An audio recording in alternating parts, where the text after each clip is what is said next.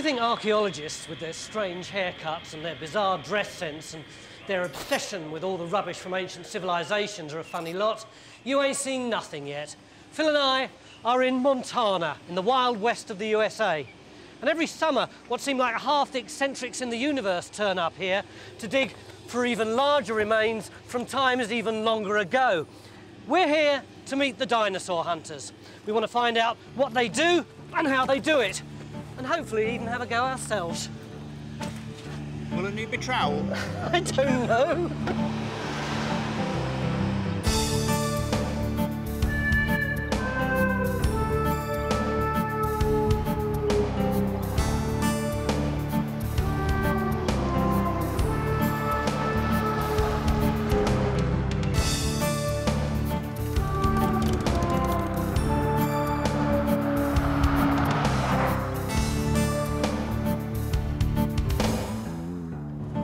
I hope you haven't directed us wrong, because we haven't passed a turning for 75 miles. It's an awful long way back.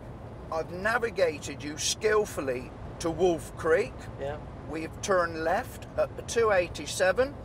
We will go through Augusta and we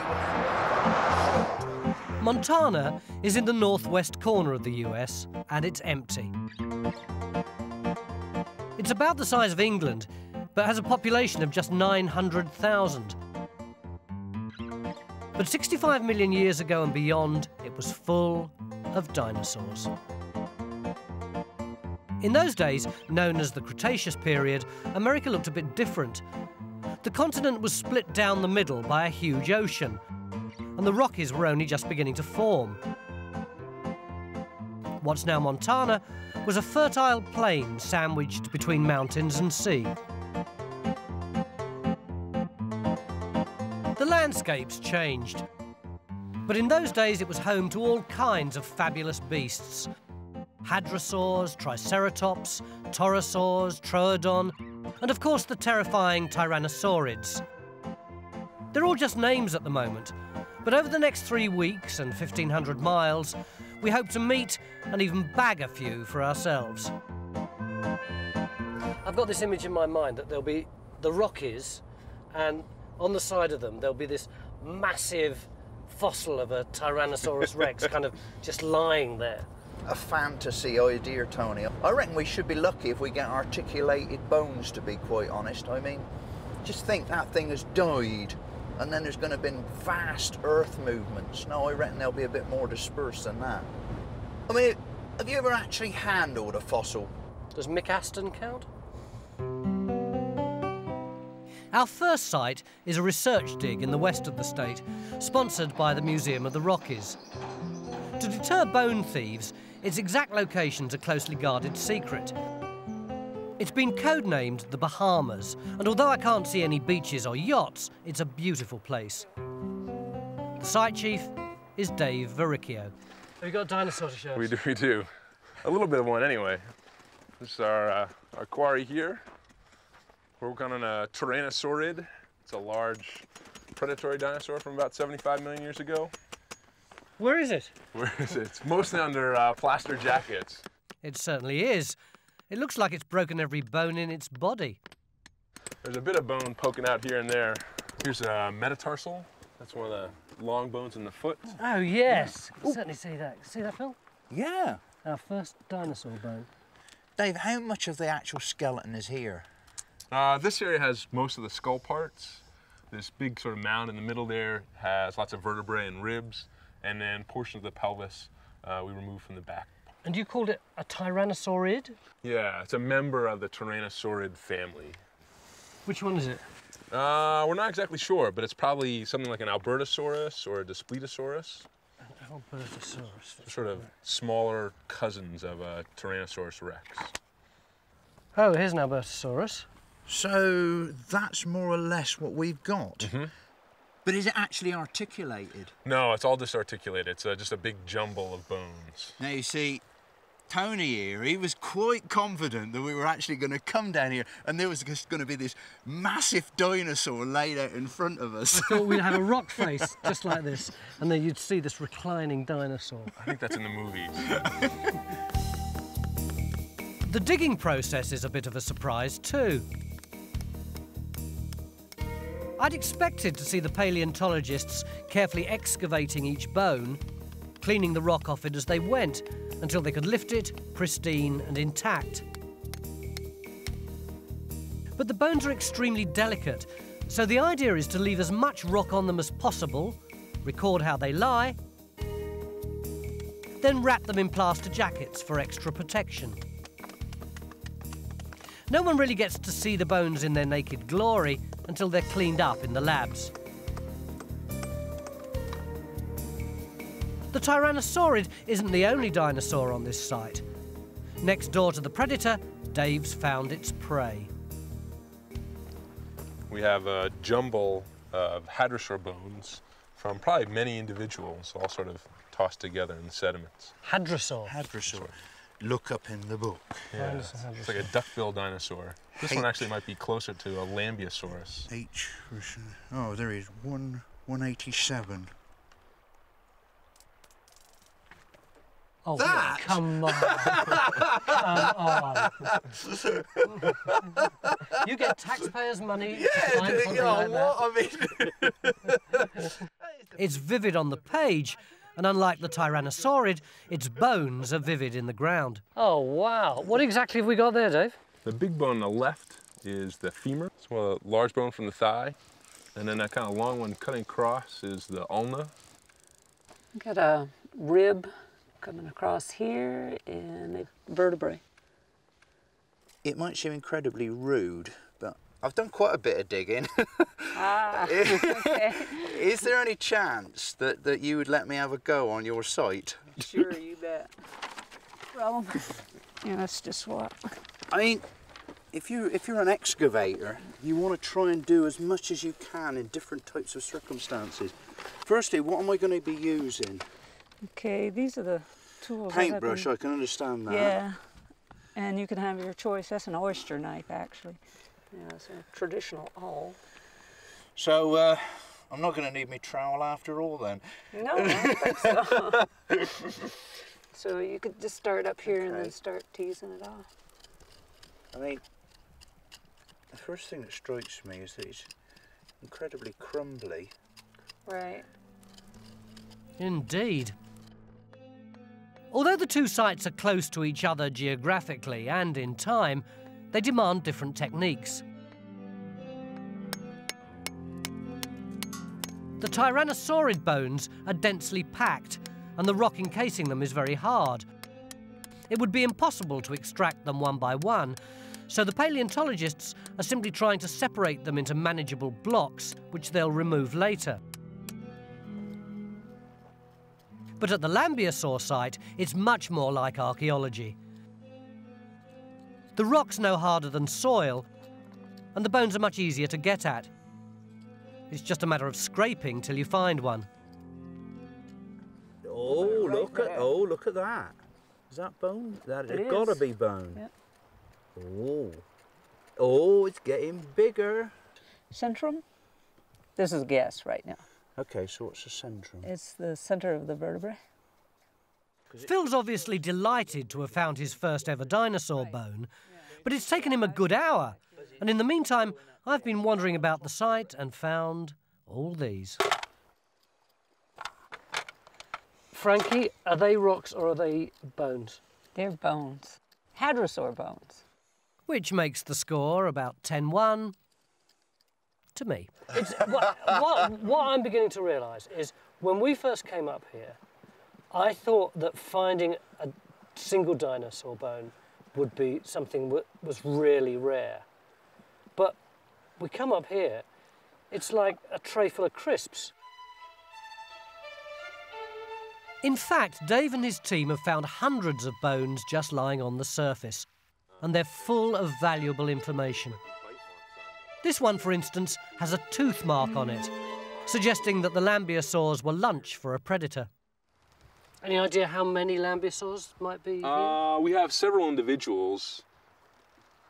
Probably at least 3 are represented here. These are scapulas, shoulder blades, so we have 3 of those. Can I have a feel? Yeah. There you go, Tony. It's funny, isn't it? Because bone is actually very light, but this is definitely the weight of stone. Well, that's just right. I mean, it's totally mineralised, isn't it? The word we like to use is permineralized, meaning Permineralized. Permineralized, yeah, if you can say it. Permineralization happens when bones get rapidly covered by layers of sediment, often in streams or lakes. The organic material in the bone quickly decays, leaving a hard, sponge-like shell. Over thousands, perhaps millions of years, the sediments gradually turn to rock.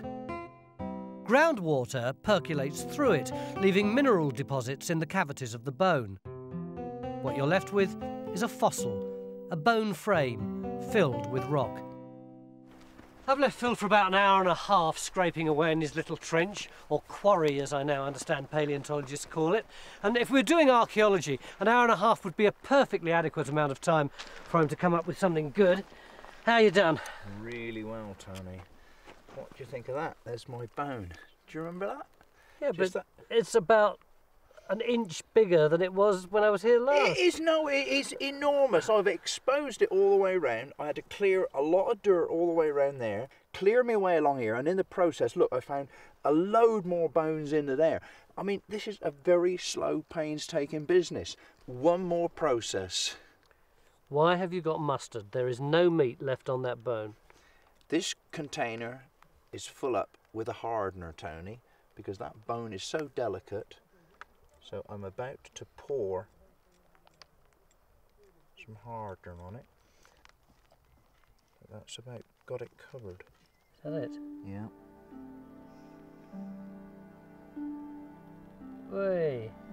Our first day of dinosaur hunting Hey, how about that then? has been a success. Phil's bagged a lambeosaur, 74.5 million years older than anything he's excavated before. Well done, mate. But tomorrow, it's my turn. We're going to a brand new site, and I've been promised a crack at a good old-fashioned predator.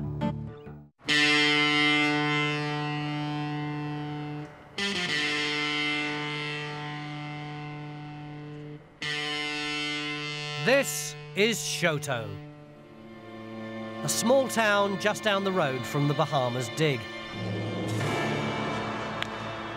It's at the heart of the Montana dinosaur belt.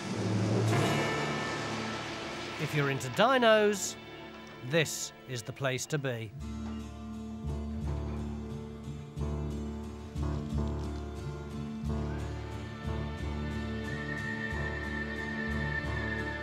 Which is all very well for the armchair dinosaur hunter, but Phil and I are looking for something a bit more hands-on. And in a one-horse town a few miles up the road, we found it.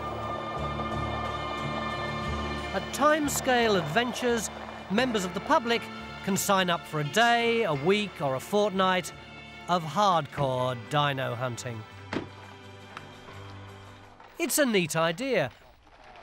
Paleontologists, like archaeologists, are always complaining about lack of funds, but not Timescale boss Dave Trexler. These people have all paid him good money to come and help him dig up his dinosaurs. In return, they get a basic training in paleontology.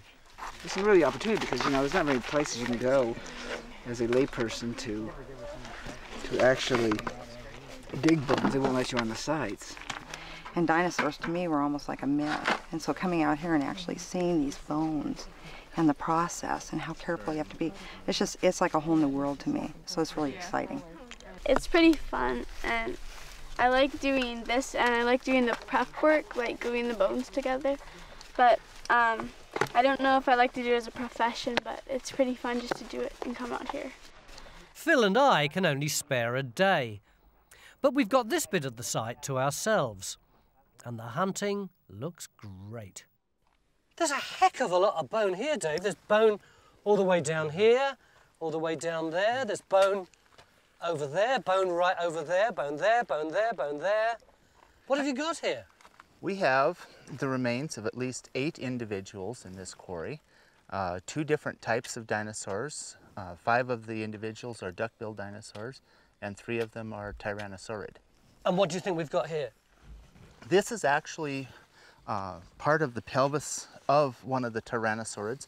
This is called the pubis bone. It's the part of the pelvis that sticks forward, and this is part of the ilium which sticks over the top. So is this where we're going to start this morning? Actually, this area is very delicate. That's the reason we're plastering around it. We're not to the point where we can work on this one. You're saying you don't trust me? Actually, I don't trust me. I refuse to work on there myself right now. What we will have you work on, though, is part of the animal back over here that we need to... Dave wants us to work on an area he's only just started exploring. I can't see any bones, but Dave assures me under here somewhere is another Tyrannosaurid, which is much better than Phil's sissy plant eater. Phil, will you be very careful on the edge of my trench, please? 10 years I've wanted to say that. You'll be using a brush. Dave gives me my tools, shows me where to scrape, and I'm away. These are natural. I'm determined to find a bone before Phil. But it's several hours before I get a scent of my prey. I found a knobbly thing here, and I don't know if it's bone or rock. Come and have a look. A knobbly thing. It's not what I call an academic. Exciting if it is bone. It's my bone. Would that be your first ever bone? In a manner of speaking. The bone and rock are so similar, though, I need expert confirmation. Do you think this is bone? This is all dinosaur bone right here. Yes. All the way around. It's bone, Phil. Oh, what? Well done, Tony. But I'm discovering what a slow process this is. After nearly a day working at my new bone, it's still firmly rooted in the rock. I'm not going to be able to get this out, am I? Not today. Probably not. We're looking at a bone that is liable to take 2 days of excavation before it's ready to remove. OK, just speculation. What bone could this possibly be from what kind of dinosaur? Of course, it's bad to guess, but it looks like it was the neck vertebrae of a tyrannosaur. Even though I've had to leave my bounty in the ground, I can at least say I've helped to excavate a 75-million-year-old dinosaur. Don't it make you feel good? No. I can go back happy, Phil. I think we can both go back happy, Tony. But schemes like this are controversial. Most of the work, including some fairly technical stuff in the labs, is done by members of the public with little or no paleontological experience. And although Timescale claims it's a non-profit-making organisation dedicated to research, its basic concept is uncomfortably similar to the black sheep of the paleo world. Commercial companies who dig up bones, or indeed charge members of the public to dig up bones, for sale on the open market. There are commercial outfits that do excavate and collect data, but a lot of them, the bones are just removed. We lose the data, we lose the research involved with these sites. What happens to the bones after your clients have dug them out? Actually, we keep them. They're permanently in our care, and they remain part of the public trust. We may not keep them physically on premises. A lot of times we will loan specimens to other institutions for research or display purposes. But yeah, they're always in the public trust. But not everyone is as ethical as Dave. There are masses of bones for sale around here. The biggest local fossil retailer is the Rock Shop in Bynum, which just happens to be run by Dave Trexler's mother. Where do you get all your bones from? Buy them. And you don't just advertise where you buy them. They're on private property. And that's about all I say about them. Some people say that it's wrong to sell dinosaur bones. How do you feel about that? A lot of the paleontologists do. And my son Dave won't come in here and sell a bone. I would rather see them taken to school with some child to show and tell. Plus, why not have one on your mantle to look at? or even on a card table, even on a table, somewhere.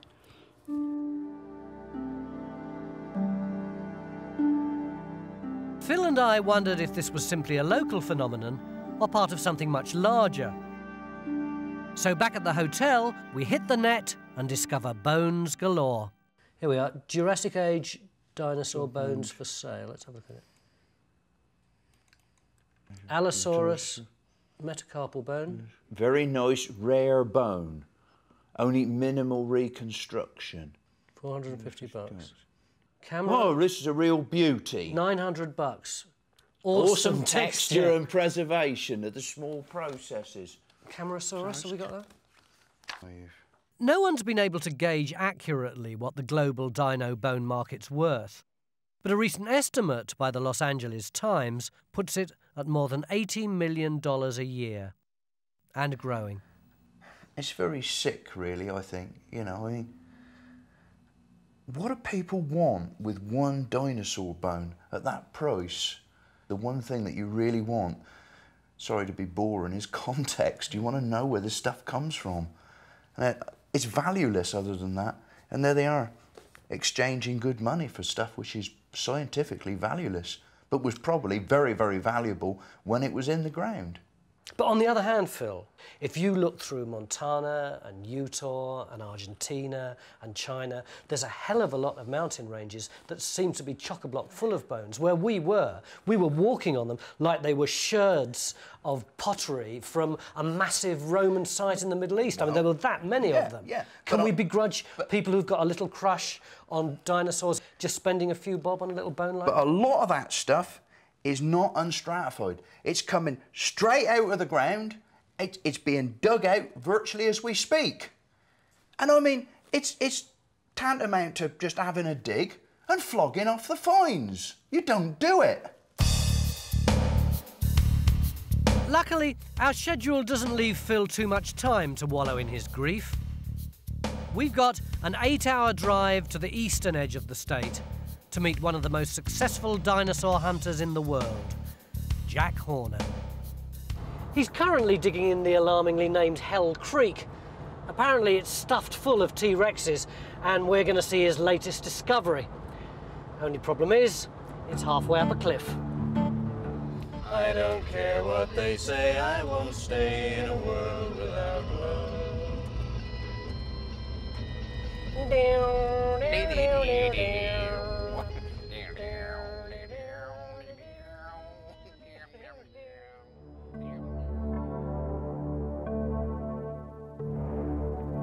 Hell Creek is home to one of the largest dinosaur excavations in the world.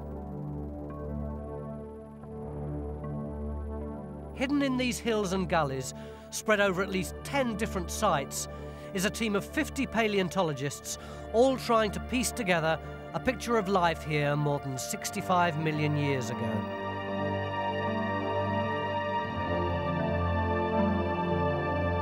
But you can't dig up a dinosaur until you've found it. So project boss Jack Horner is going to give us a lesson in the most basic skill of dinosaur hunting, prospecting for bones. This, though, is rattlesnake territory, and Phil's snake phobic. Even though he's wearing top-of-the-range protection, he's very nervous. You don't have anything to worry about. Even if you see a snake, even if it bites you, you're fine. You're all right. It can't get you in the knees. They can't get that high. Unless, of course, you're down in a valley and he's sitting on the hill. Not surprisingly, Phil decides the safest place is at the back. And we're soon trekking in the midday heat into the shadeless Badlands. Is the terrain always this difficult? This is pretty simple terrain here. Simple? And most of our terrain's a lot more difficult than this. There's no great secret to prospecting. All you've got to do is walk for miles and look at the ground. Though whether Phil's looking for bones or snakes, only he knows. There's a piece of bone right there. Junk bone. Well, if you look at it, you'll see that you can see the marrow. Yeah. So it's just a small fragment of a large bone. But that's what we're looking for. A piece of junk bone that we can follow up the hill. And so that bone has weathered down, is it? It's weathered down, probably on the slope here somewhere. It's come down and... This is exactly like field walking, Tony, isn't it? I mean, it's just a matter of getting your eye in. It really is. Ah! This is an archaeologist looking for bones. Yep, that's a very nice modern bone. For a paleontologist, a modern bone is anything less than several million years old. Phil's, no more than a few decades old, is brand spanking new. Still, I found my first bit of bone. And it was the last bone we saw. But although we were out of luck, sweaty grunt work like this has yielded an astonishing array of finds for Jack and his team. In the Hell Creek area, they found the remains of more than 60 dinosaurs, including 50 Triceratops, 3 Hadrosaurs, and 7 T-Rexes. You say you've discovered 7 T-Rexes. How many are there in the world so far? Oh, about 22. So we've got a good third of them. Most of our information about T-Rex has come from here. Most of our information about Triceratops. Most of our information about the KT boundary, the last of the dinosaurs and what happened to them, comes from this area. So this, for dinosaurs, this is an extremely important area. The problem is, most of the sites are in very awkward terrain, and none more so than this, the latest discovery. Several miles from base camp, these distant figures are excavating an adult Tyrannosaurus rex, just what we hoped to see. And it's where we're going next. It promises to be quite a trip.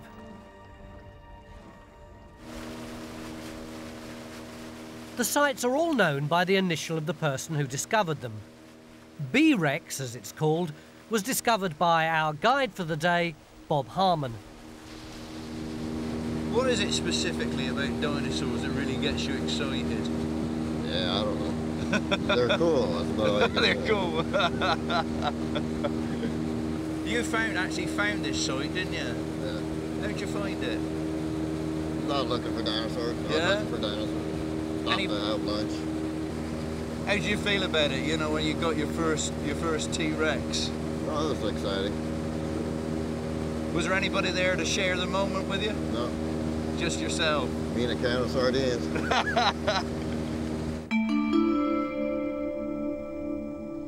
The boat was the easy bit. Now we've got an hour-long hike. And with the temperature climbing into the high 90s, it's very hard going.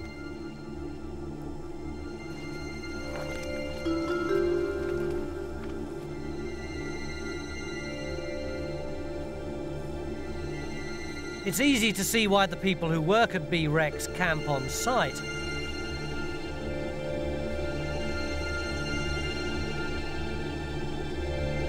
Looks like we're here. What have you got here? We got ourselves a T-Rex. Oh. This right here, what you're seeing is a centrum or a piece of a vert. You can see the processes coming off this way. That thing had a spine some size then. It did, didn't it? Yeah, it did. And we're not sure exactly where this came from, so there could be many more verts that are bigger than this or smaller than this. And this right here, this rib, now this rib was actually hanging out of the side of the cliff in this direction right here. So really, that was one of the first things we went after, is that rib, to find out if it had moved or something, we would have lost this head right here. But as you can see, this head is in beautiful condition. No chunks out of it, no really terrible wear into the bone. Can you show me how much you've taken away since you started? I mean, in overburden or rock on top? Yeah. Well, if this wall here actually came out away from it and it went up, 30 feet in the air, which, in fact, it was overhanging a bit. All this rock. All this rock. If you stand way back here, you can see the top layer of mudstone up there, and that came straight out and straight down. But I mean, just on the basis of 2 or 3 bones sticking out of a cliff, how do you actually decide we're going to go for this one? We're actually going to put all this effort into having a dig here. That's a good question. I mean, you come here and there's this huge pile of heavy rocks on the top of these bones, and you don't know. It's a big guess. I mean, you have to be sure that there's something in there. But the crucial thing that said that it was worth coming in was the preservation of the bone. We've never seen T-Rex bone this well preserved. As well as the rib and vertebra, several other bits of B-Rex are beginning to emerge from the rock. And Phil's got his eyes on the biggest one. So what I'm going to have you do is we need to separate this bone from this bone so we can put them in 2 different jackets. Right. Now, assuming they're different bones. Right. We always go into the assertion that they might not be, so you're going to be really careful. So we need to trench through here just like this. Right. And you want to stay about 1 inch away from each one of these bones as all possible. If I start in there, God, that was amazing, because I just eased against it. It's immediately softer than I thought it would. Under Nels's watchful eye, Phil's soon quarrying like an old pro. Now this is something that I don't normally get to do on a dig. Use hammer and chisel, I tell you. I'll have to remember that next time I'm digging up a dead Saxon or something like that. You were a bit scathing about Archaeologist when I turned up on site. Oh no! You said there's no room for Archaeologists here. You said. No, I have to have a little humor involved here. In truth, we're all diggers. Yeah, but you have to admit dinosaurs are cooler than anything else there is to dig up in the world. Right? Cooler. Is that right? Yeah, more awesome. Well, they're certainly more awesome. With the temperature in the 90s, I don't know whether cool is quite the right word.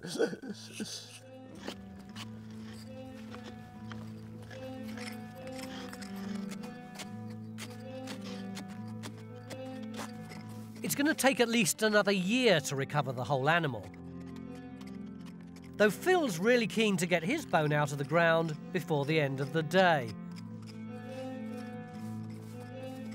But the more he scrapes, the bigger it gets. Nels? Yeah? You got a minute? I do. I'm beginning to run away with me. Oh. Look, we had this big lump of bone on there to start with, which is where I was trying to trench all the way round. But look, it's folding down there. Look, and it's coming right the way across there. Look, and if that cracked surface is bone and that surface there is bone, it's getting enormous. In the end, it turns out to be too big even for Phil to handle, and he has to admit defeat.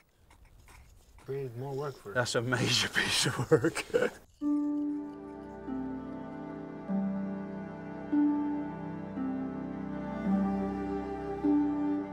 At the end of the 5 years, what would you like to walk away from this site having achieved? I hope that we will have gathered enough information to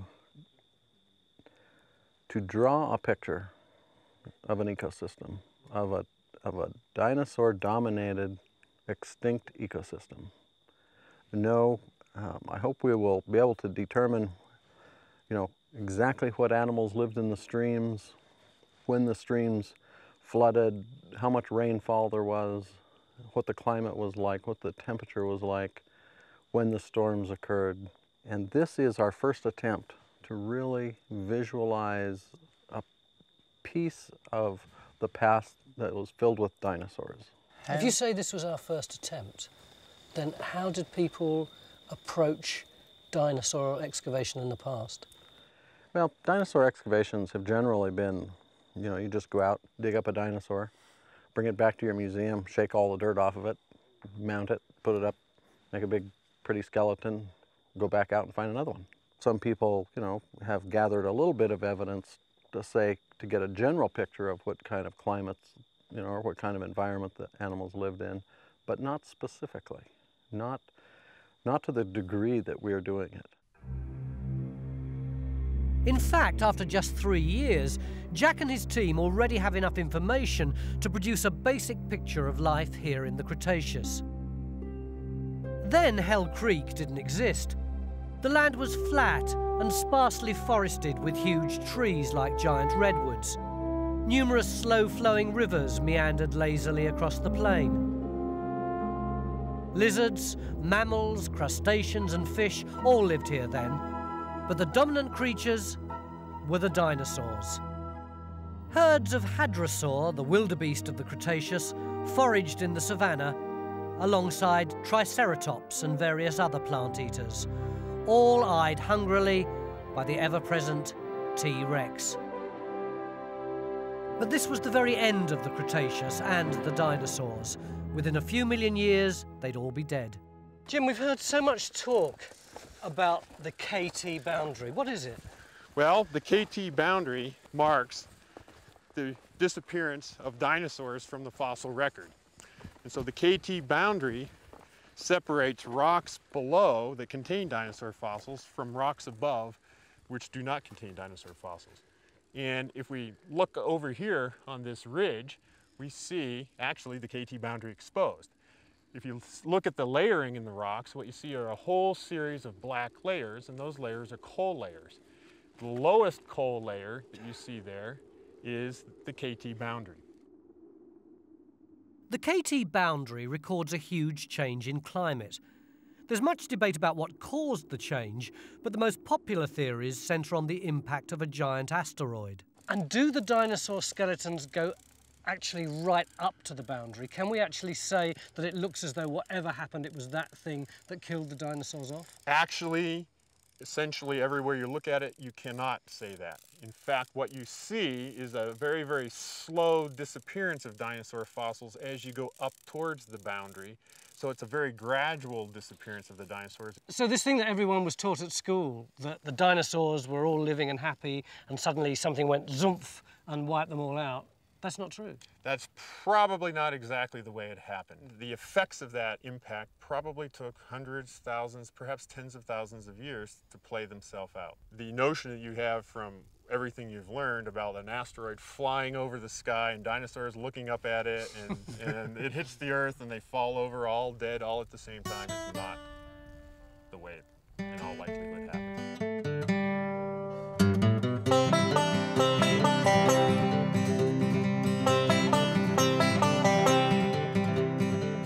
We've had a great time in Hell Creek. Especially Phil, who's still bragging about his T-Rex bone. But that's not the only thing bothering me. You know what really frustrates me? We've been here for the best part of a week, and I still haven't seen a clean dino bone. Everyone I've seen has been surrounded by clag and rock. Yeah, but I mean, I suppose it just reflects the time that you've actually got to spend taking out each bone. Yeah. I mean, I'm sure that the only way that you're going to actually physically see a bone intact, in whole, is actually in a laboratory. Philip, that is precisely where we're going. And we've been promised some big surprises.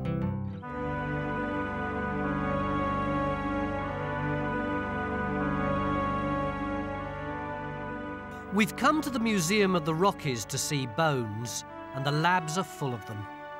The staff have even laid out an Allosaurus skeleton for us.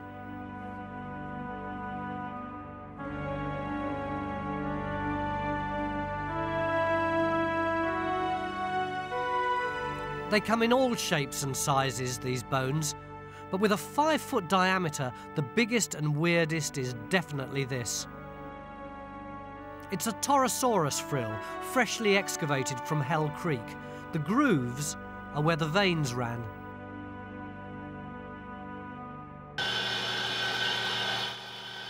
The bones are full of information. Amazingly, fossilization preserves bone cell structure, and this allows scientists like Ellen Lamb to build up a detailed picture of individual animals. This, for instance, is a fossilized turtle bone, and the growth rings show it was unusually old when it died. Celeste Horner is building a virtual T-Rex. By scanning its bones into a computer, she can recreate its movement. And the results look set to cause a big stir. From the information that we have now, T-Rex could not really maneuver side to side like an athlete would, and the kind of action that you'd need if you were a hunting animal. We see a T-Rex had very small arms. That would be a great disadvantage if you're a hunter. It has almost equal thigh and shin bone proportions, which is not what you would expect in a fast runner. A fast runner usually has a short thigh bone and a long shin bone. In other words, T-Rex might not have been the fearsome predator portrayed in books and movies. Celeste thinks he's more likely to have been a scavenger, a kind of giant prehistoric hyena, which just goes to show how misleading appearances can be.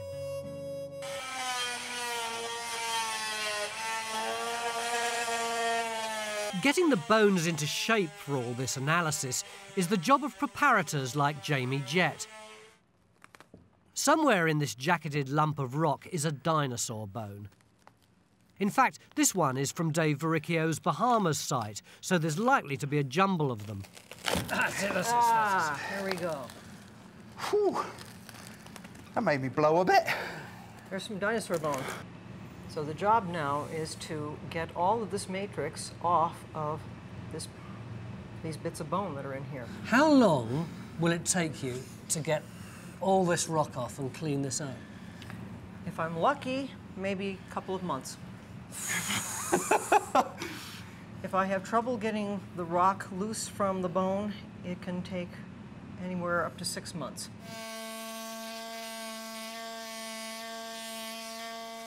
And you can see why. Jamie can't just hack at the rock for fear of damaging the bone. Instead, she's got to remove it millimetre by millimetre.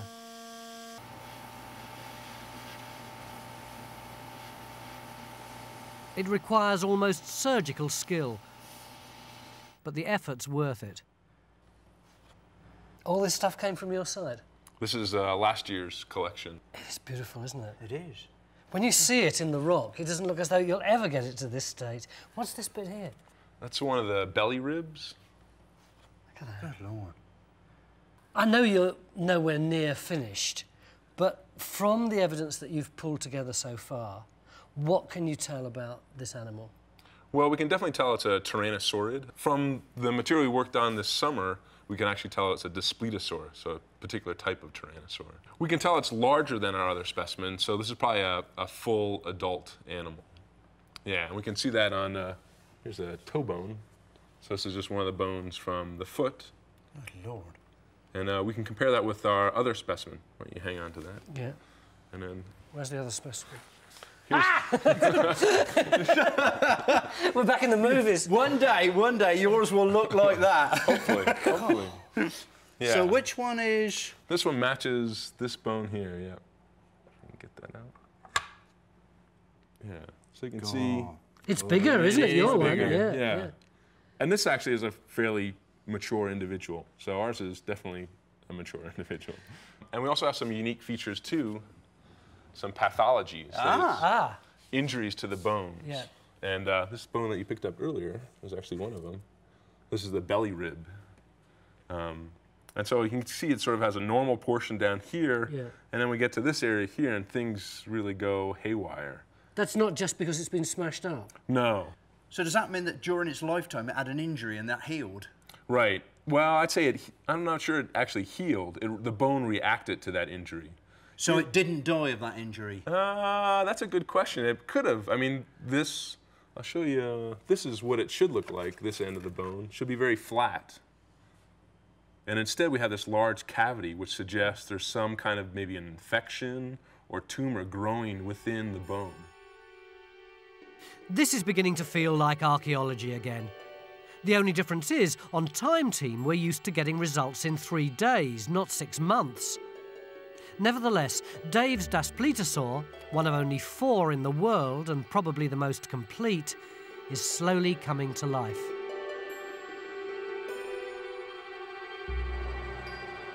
But most of its bones are still in the ground. So on our last day, we're heading back to the Bahamas to help Dave get them out. They've finally been isolated into clumps, recorded and jacketed. Now it's just a matter of getting them off the site and back to the preparators. We have a special tool for this called the Dino Killer. A Dino Killer? Dino Killer. Take that. Looks like a big hammer to me. This is the Dino Killer. Oh, good God, that's a good tool. I can equate with tools like this. Right then, so what do we do with the Dino Killer? Basically, we have to drive it under this But since the bed's dipping this way, we don't want to drive it horizontally, but down at an angle. So in there? Yeah. Yeah. And then, oh,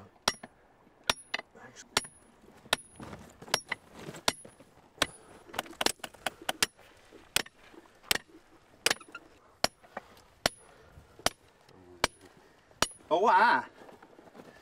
Will it? that's right. All right, It's hang good. on. It's gone. Yeah, it's gone. Wait. Let's, I think that's staying. okay. All right, you ready? Yeah. Okay, can you back just a little bit? Let's pull it over. Go, come on. Bring it over. Hey, that's it. Woo! Now the dino's dead, the fun really begins. Each of the jackets weighs around half a ton, and we've got to carry them up the gully to where the trucks are parked. Sometimes it's really light, and then the weight shifts, and it's incredibly heavy. So this is why Dave wanted us back.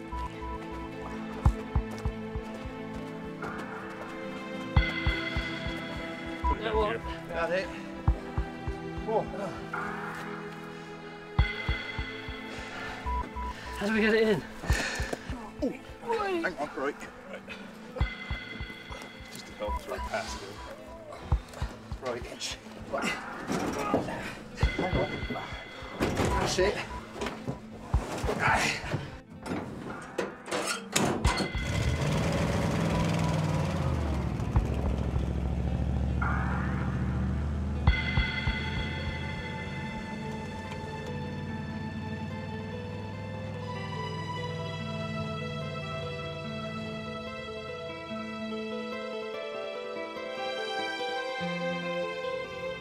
What sticks in your mind most about our little adventure? I think it's the passion of the paleontologists for their subject. I mean, they really, really care. And there they are, they're struggling to actually reconstruct the lives of dinosaurs with such little amount of evidence. You know, and in such a hostile environment.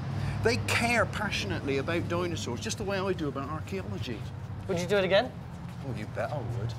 And you know, I reckon I could do it too. You know, I mean, after so many years in archaeology, I think I've kind of mastered all those skills that are necessary to excavate.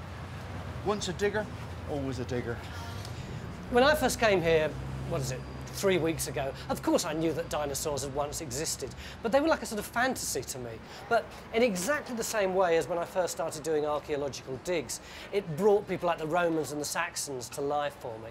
I now really believe that the dinosaurs lived and occupied this space and are just as much part of the history of our world.